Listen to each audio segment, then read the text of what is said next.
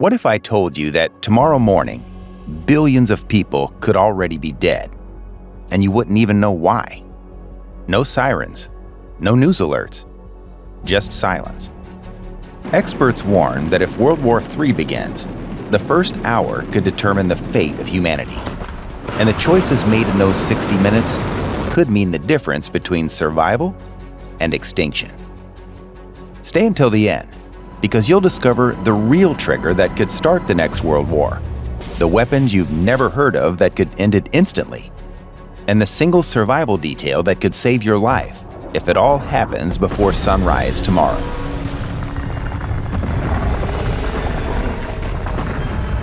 In the Pacific, Chinese warships shadow American destroyers near Taiwan every day. One miscalculation, one collision, could unleash a storm of missiles across the region. In Eastern Europe, Russian and NATO forces stand just 150 kilometers apart, both armed with nuclear-capable systems. The U.S. has stationed B-61 tactical nukes in Belgium, Italy, and Germany. Russia has deployed Iskander-M launchers in Kaliningrad. Every side claims it's for deterrence, but everyone's finger is already hovering over the trigger.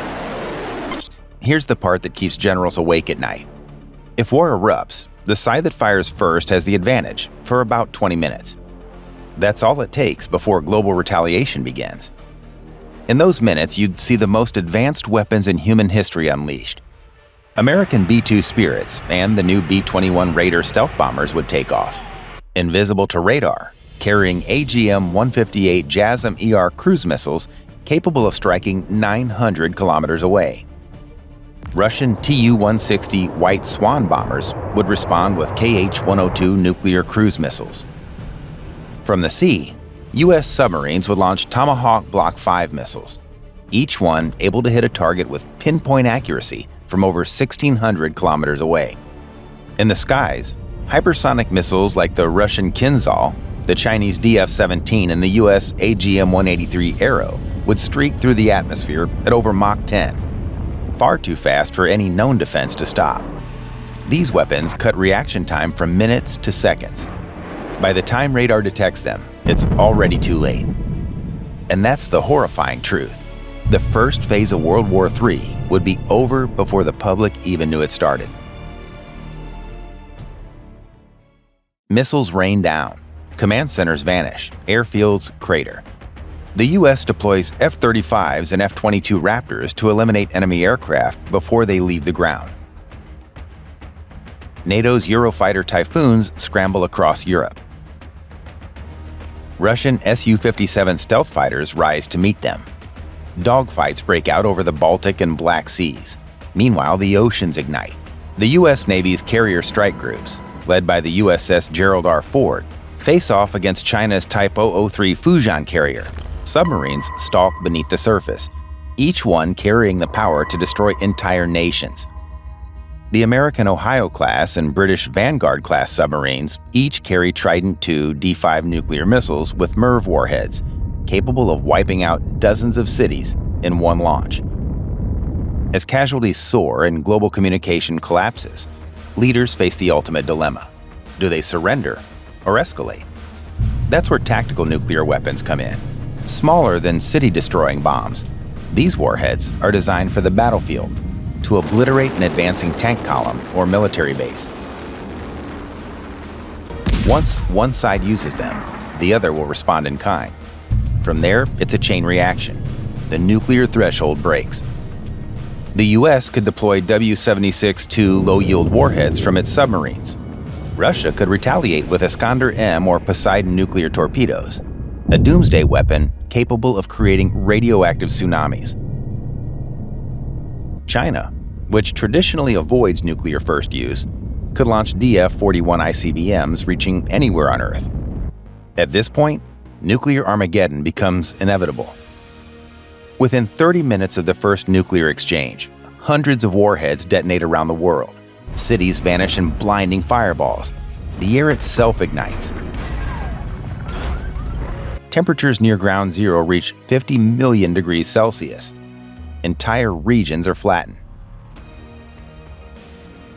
In the next 2 hours, radioactive fallout spreads across continents. Winds carry deadly isotopes thousands of miles away. Survivors choke on ash and radiation. Fires merge into massive firestorms, each generating hurricane-force winds that feed the inferno. And that's not even the end. Scientists warn that a large-scale nuclear war would throw over 150 million tons of soot into the upper atmosphere, blocking sunlight and plunging Earth into a nuclear winter lasting decades. Temperatures would drop by 15 degrees Celsius globally. Crops would fail. Ecosystems would collapse. The bombs wouldn't kill everyone immediately, but famine and disease would. Studies suggest over 5 billion people could starve in the following years. Even space wouldn't be safe. Anti-satellite weapons would turn orbit into a graveyard of debris. The Kessler effect would make launches impossible for generations.